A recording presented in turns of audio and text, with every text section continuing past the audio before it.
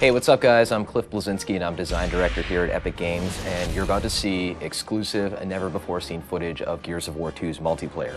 Now, the first Gears was a success online, everybody plays it, they're still playing it, but we wanted to really take the game to the next level, and we have many more new multiplayer modes, we have new characters, we have new arenas, new execution moves. It's really a whole new game, and I think you're really going to like it, so let's check it out.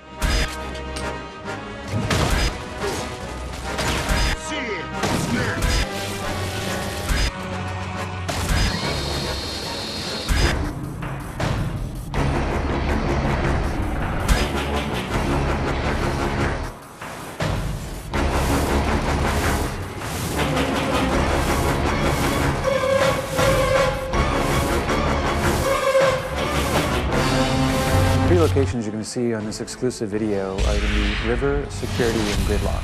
And so the thing that's really interesting about them is that two of them are brand new, and one is a reimagining of the Gears 1 map, Gridlock, which is sort of the baseline for all Gears maps. River is based on a single-player location that people get to see in Gears 2 called Landdown, where they actually go to deploy all the Gears to the underground. It's a sort of snowy, wintry hamlet. It's a beautiful setting where there's beautiful violence as well. The final location is a map called Security, which is a mysterious COG outpost with laser fences and laser turrets, in which players have to deactivate said turrets and lasers in order to acquire some of the bigger, better weapons. It's visually compelling, and I think it represents a nice cross-section of the multiplayer experience of Gears 2.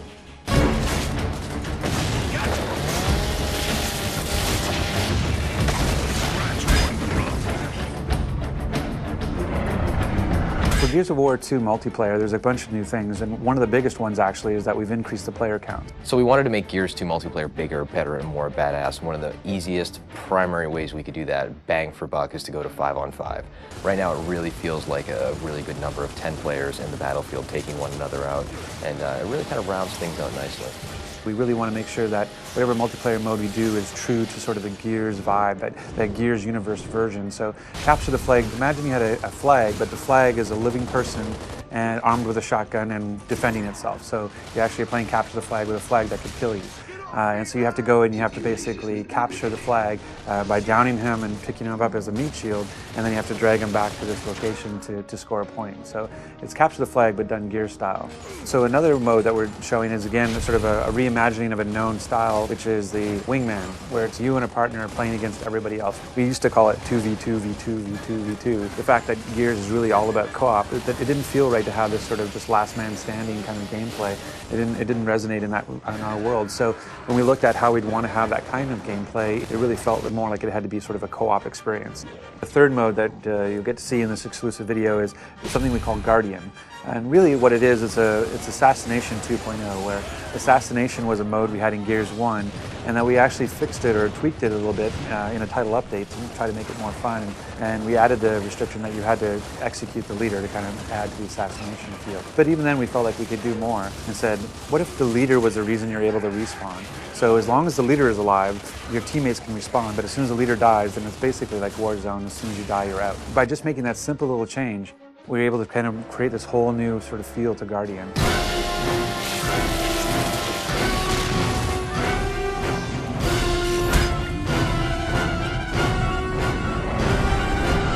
So some of the new weapons that we have in Gears of War 2 include the Scorcher, which is one of my personal favorites. It's essentially the flamethrower from hell. It is basically the most beautiful but deadly flamethrower ever conceived in a video game. Then we also have the Gorgon, which is a locust burst pistol, which is tremendously powerful and also very heavy.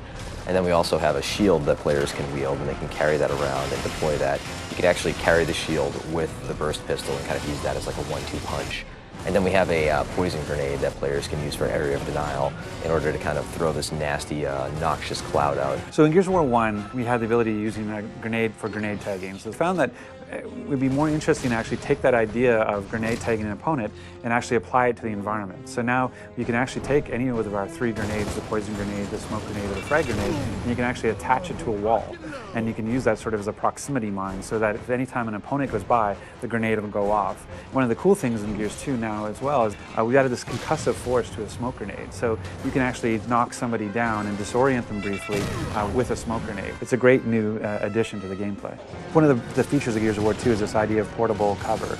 We have it both in the shield that you get to carry, The idea of the meat shield, a feature that sort of led to Meat Flag, this idea of being able to hold somebody as a captive and defend yourself while they block the shots for you. One of the big things about Gears 2 is just not just relying on a static cover that's already placed in the world, but being able to carry cover with you and move with cover as it moves through the level. So in the first Gears, the chainsaw, the Lancer, was a wonderful weapon, and players would cut each other up and they had a great time doing it. But we never really got into the whole idea of if two players came at each other with a chainsaw, what would happen. It was essentially random who won.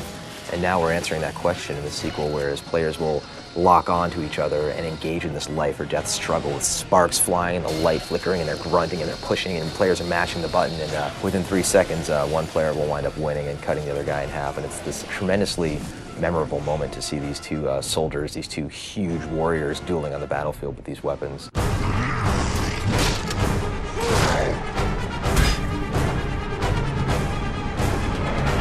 In Gears 2, when you knock somebody down but not out, first of all, they can try and crawl away from you. But if you do happen to get a hold of your enemy, you can first take them hostage, which is called meatbagging them, so you're kind of holding them as a human hostage, human shield.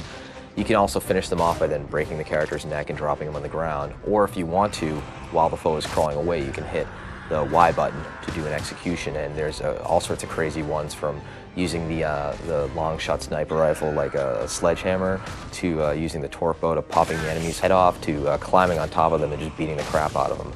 So there's just tons of them there this time around, and they're a great way to finish off the round and get your buddies cheering on Xbox Live. So in Gears 1, we found that a lot of players felt that evading towards their foes, rolling essentially, and shotgunning at the end of that evade was an effective technique.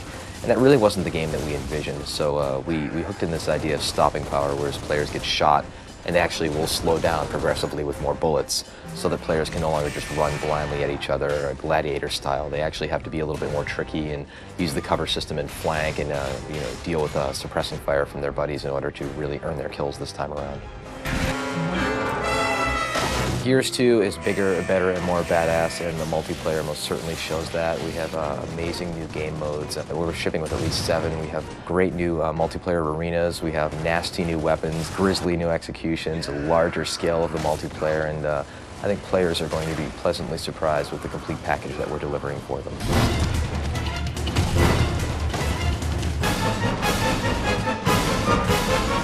Thanks for checking out this exclusive look at Gears of War 2's new multiplayer features. Looking forward to seeing you guys this winter on Xbox Live.